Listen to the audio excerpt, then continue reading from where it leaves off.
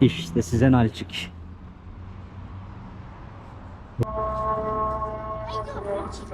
Davay önce oraya gidelim.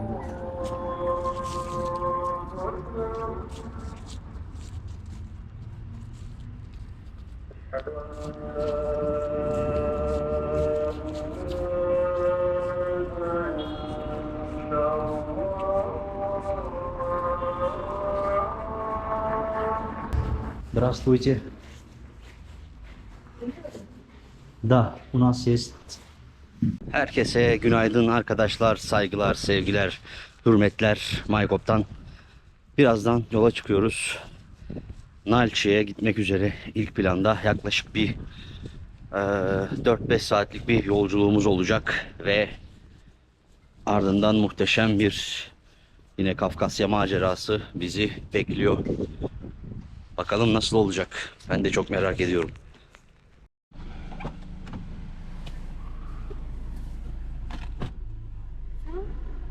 Все.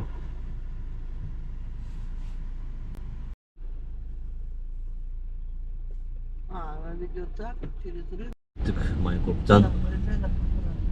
Yağmurlu bir hava var. Biraz da soğuk. Şimdi tabi gittiğimiz bölge daha dağlık olduğu için, daha yüksek olduğu için yüksek ihtimalle daha da soğuktur. Şimdi yola çıkıyoruz. Size hem yolları göstereceğim hem Nalçik'e bugünkü ilk günümüzün yani varışımızın videosu olacak bu. Başlıyoruz.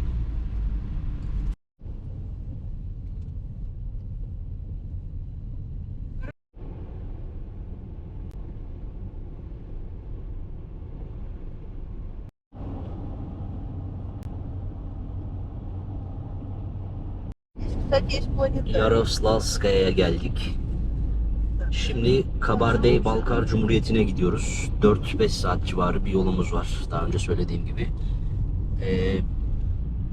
İlk olarak Armavir'den geçeceğiz. Daha sonrasında Nevina Mosk ve daha sonrasında Mineral Nivod ve Pitagorsk şehirlerini geçerek Nalçik'e varacağız inşallah. Size tabi bayağıdır da uzun yola çıkmamıştık. Şey oldu, biraz hem etrafı göstereyim hem de birkaç bilgi vereyim. Tabi burada uzun yola çıkarken en çok dikkat etmeniz gereken şey hız sınırları. Çok ceza yersiniz eğer dikkat etmezseniz. Tabi burada araba kullanır mısınız bilmiyorum ama kullananlar için söyleyeyim. Yani 90 ve 110 ila değişiyor hız sınırları. Şehir içinde de zaten her zaman gibi 40 kilometre hız oluyor. O yüzden bunlara dikkat etmek gerekiyor. Diğer genel anlamda hani yaklaşık bir 20 kilometre arayla zaten benzinci bulmak mümkün. Her şeyiyle güvenli yani. Şimdi biz devam ediyoruz. Birazdan hem benzin alıp hem de bir kahvaltı yaparız diye düşünüyorum. Burası da bu arada güzel bir yermiş. Yaroslavskaya. Yaroslavskaya. Stanitsa'da. İlk molamızı verdik. Stavropol Krayı'na girdik. Hem benzin alalım hem de bir kahvaltı yapalım dedik. Şimdi benzinimiz doluyor. Birazdan size tüm fiyatları, işte ne aldık ne ettik hepsini göstereceğim.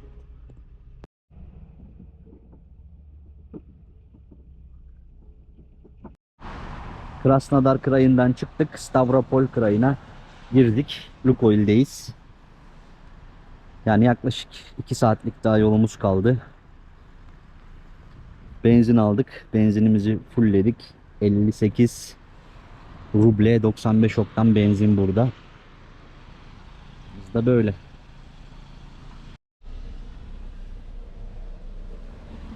Şi börek aldık. Bir de ponçik. 500 ruble 3 tane şi börek.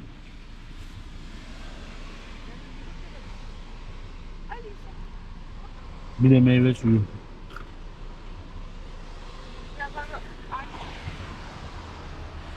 Nevine Mosk'a geldik şimdi. Nevine Mosk. Az bir mola verip devam edeceğiz şimdi.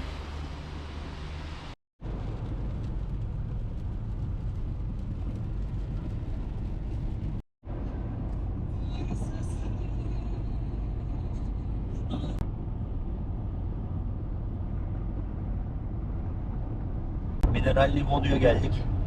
Şimdi biraz yağmurluydu yollar. Ama güzel. Yolları da bir göster. Bak bu yollar. Stavropolski Krayındası Mineralli Voda'ya doğru gidiyoruz ve buradaki yollar bayağı güzel. Otoban. Yani hızlı gidilebiliyor. Az da bir yolumuz kaldı yani daha doğrusu. 1,5 saatimiz falan kaldı galiba. No.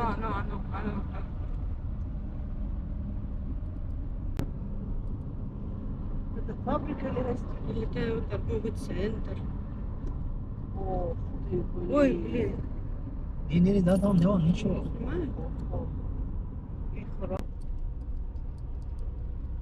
Polisleri niye çekiyor?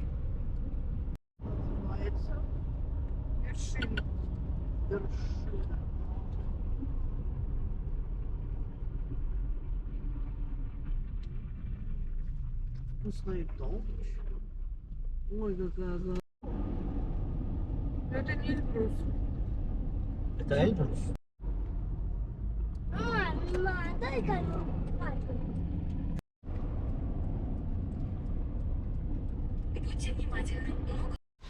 Sonunda Nalçik'e, Kabardey-Balkar Cumhuriyeti'nin başkenti Nalçik'teyiz. Otelimizi bulalım önce. Ondan sonra devam edeceğiz. Otelimiz burası. Prospect Otel, Prospect Boutique Otel.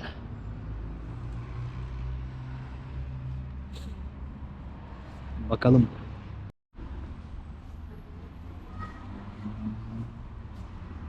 İşte size Nalçik.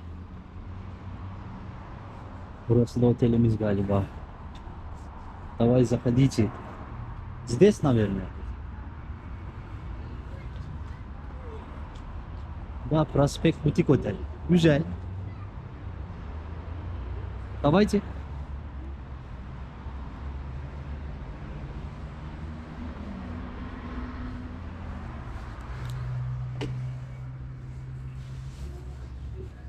Здравствуйте. Да, у нас есть один suite room. Ünlü Türk. Правильно, да? Вот есть. Правильно есть. Но сейчас уточню по поводу готовлен номер заселения, Otelimiz güzel. Odalar. Şimdi bakalım biz suite oda tuttuk tabii biz böyle düşün. Kardeşi ve tabii ki benim biricik sevgili oğlum Timur. 2 ayrı yatak odalı odada kalacağız. Değil mi Timur? Nereye geldik? Hı? Hoşuna gitti mi gemi oteli? Güzel. Evet arkadaşlar otelimize geldik, yerleştik. Böyle söylediğim gibi 2 odalı bir burası var. 2 kişilik yatak var. Burada da ufak bir bar, buzdolabı. Ana caddeye bakıyor burası bakın. Orada çaylarlı yok. Orada yok. Bir tane var babacığım.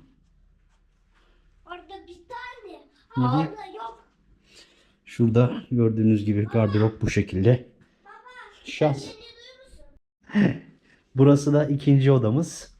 Burada yine büyük bir yatak yani çek yat açılmış ama güzel. Çocuk için yatak var tabii bizim Timur artık büyüdü bunda yatmaz herhalde. Böyle güzel yani bir daire gibi. Sadece mutfağı yok ama güzel. Şöyle çıkınca da otelin içerisi de böyle. Bu 6 numara. Bizimkisi de 5 numara. Bu otele de arkadaşlar yani bu odaya hemen hemen $100 ödedik. 4 kişi için ama yani bir çocuk 3 yetişkin için $100. Yani tabii daha ucuz seçenekler vardır ama şimdi biz ailecek geldiğimiz için daha kötü bir yer olsun istemedim ben. O yüzden burası güzel yani bizim için. Otelimiz böyle işte arkadaşlar. Şimdi hemen Nalçık sokaklarına bir çıkalım bakalım. Keşfetmeye başlayalım. Pasiba.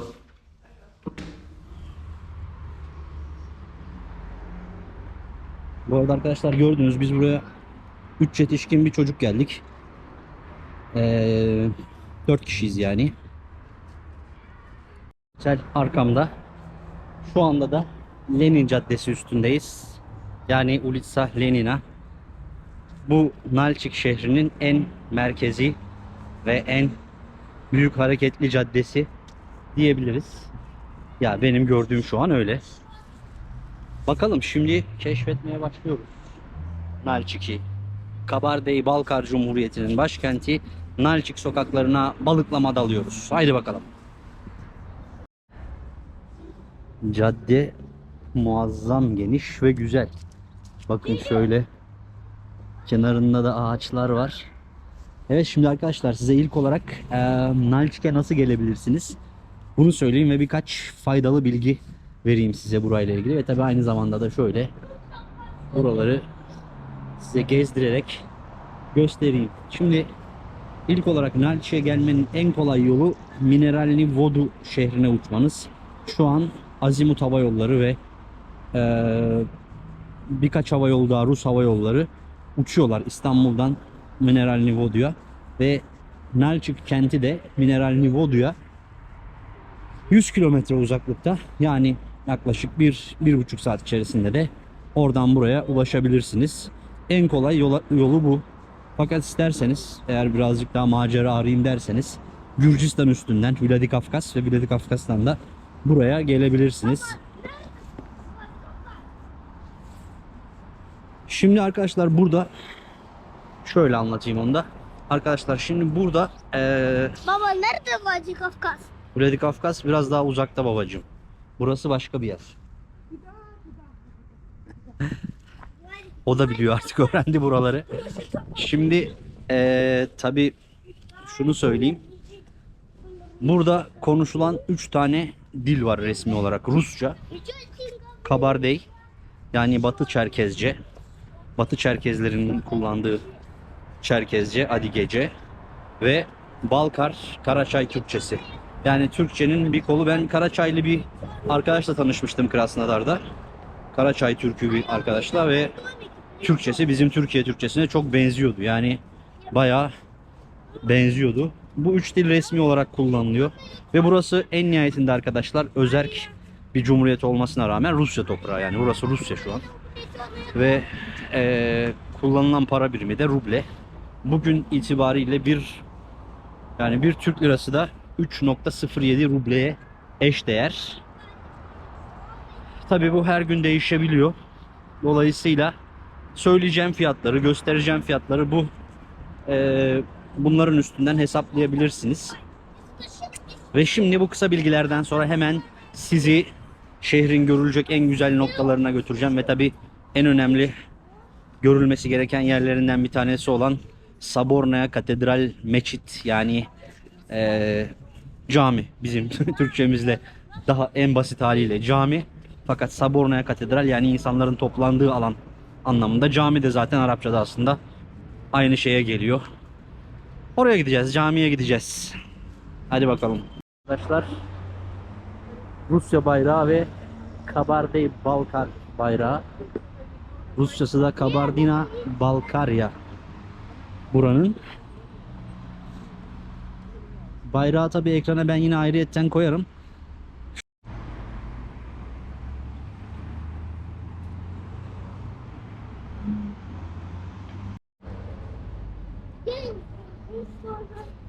Tabi arkadaşlar, eğer buraya şeyden geldiyseniz de, yani Rusya içinden bir yerden gelecekseniz de yine tüm otobüs, işte dolmuş, şehirler arası hatta taksiler bile çalışabiliyorlar pazarlık yapmanız kaydıyla. Ya da tren, en kolay şekilde trenle de buraya ulaşabilirsiniz. Şimdi zaten size tren istasyonunu göstereceğim şu ileride. Oraya gidelim önce, ondan sonra da camiye gidelim. Davay önce oraya gidelim.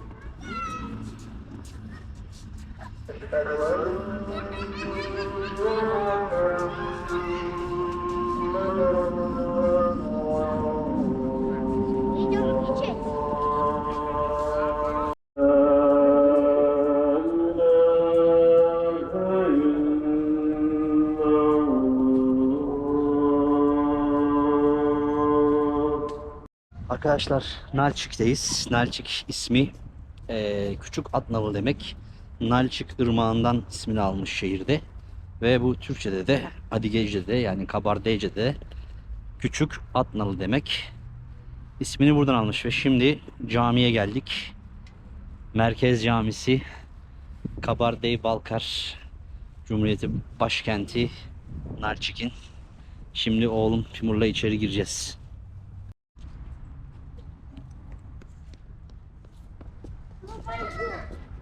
Arkadaşlar burası Sabornaya Meçit, Katedral Meçit diye geçiyor ve Nalçik'in merkez camisi 2000 yılların başında yapımına başlanmış ve 2004 yılında tamamlanmış ve şimdi de yani daha doğrusu 2021 yılında da Konya Müftülüğü tarafından içindeki halıları yenilenmiş. Onlara da tabii ki çok teşekkür ediyoruz. Çok selamlarımızı da gönderiyoruz buradan. Girdik. İzin verdiler video çekmeye. Bakalım. Oo. İçerisi çok güzel. Maşallah maşallah. Allah Timur'la bir ayıp söylemesi bir namaz kılacağız. Özledik be. Değil mi Timur? Daha gireceğiz, hadi gel. İçerisi bakın şöyle. Muhteşem. Timur. Aleykümselam.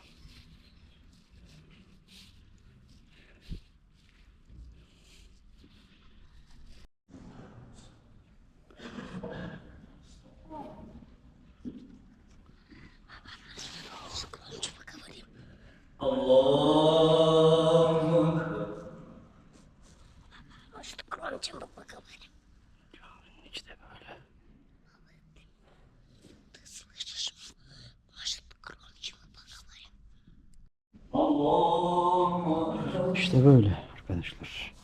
Cami. Gidiyoruz.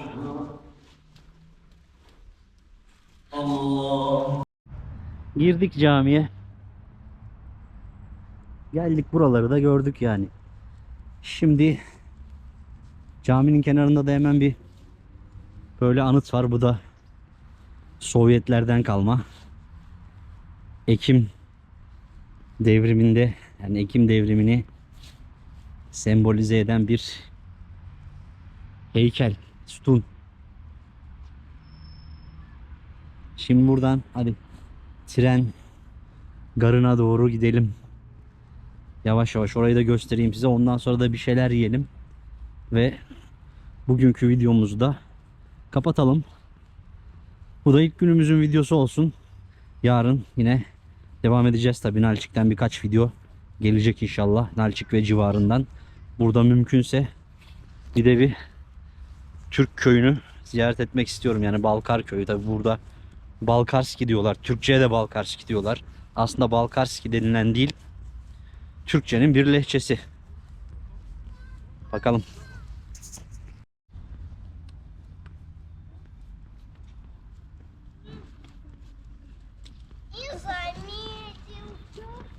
Burası da işte Az önce bahsettiğim, eğer trenle gelirseniz gelmeniz gereken yer burası. Vaksal, yani tren istasyonu.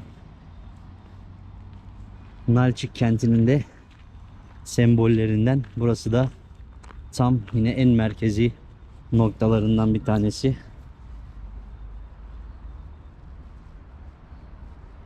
Bu da müze galiba. Dur bakayım, bu neymiş? Bu neymiş bakalım.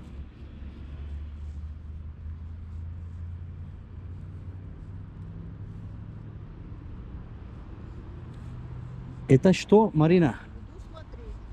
Давай посмотрим. Походу музей.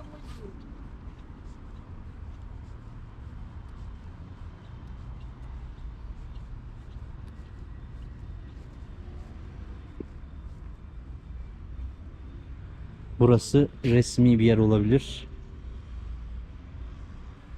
Yani Я буду чье место работы Софи. evet. Yani şu an tam Nalçik'in merkezinde, şu cadde, şuradan yukarı çıkan cadde, Lenin Caddesi, bizim otelimizin olduğu yer. Yani oradan buraya geldik. Şurası da yine önemli caddelerinden bir tanesi. Asetinskaya Caddesi burası da. O da şöyle gidiyor.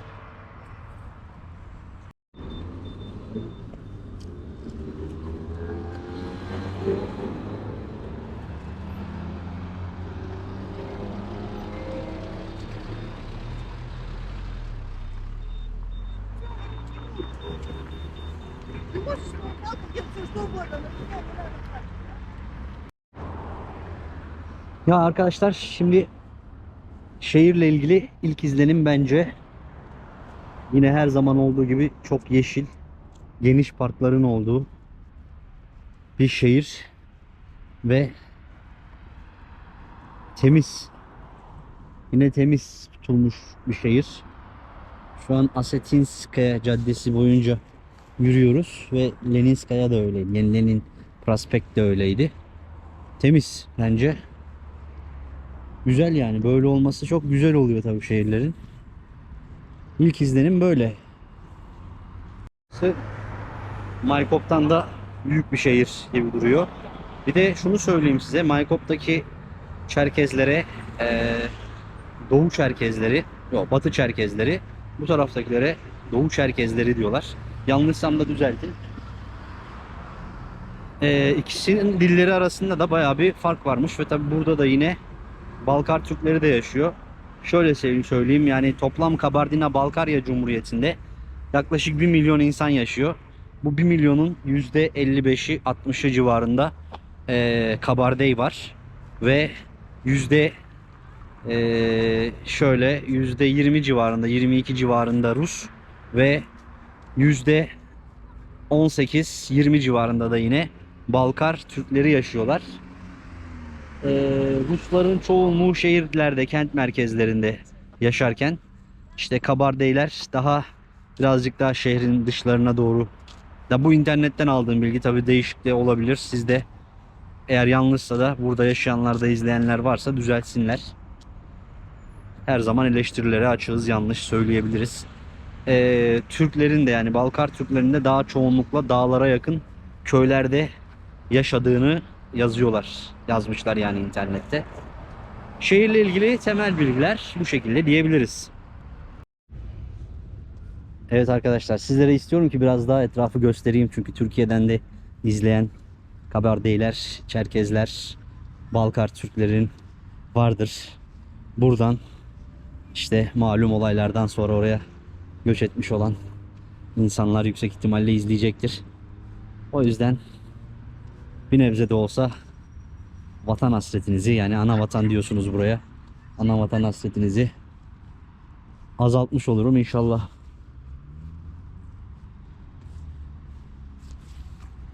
Videoyu burada sonlandıralım. Yemek yiyeceğiz dedim ama yemek yerken başlayacağımız video ikinci videomuz olsun ve burayla ilgili İkinci videomuzu yapmış olalım. Bu videoyu izlediğiniz için teşekkür ederim. Lütfen beğenmeyi, yorum yapmayı ve abone değilseniz abone olmayı unutmayın. Tabi burayla ilgili veya Rusça ile ilgili herhangi bir görüşünüz, fikriniz veya sorunuz varsa da bana her zaman gibi yorumlardan ulaşabilirsiniz. Kendinize iyi bakın. Hoşça kalın. Görüşmek üzere.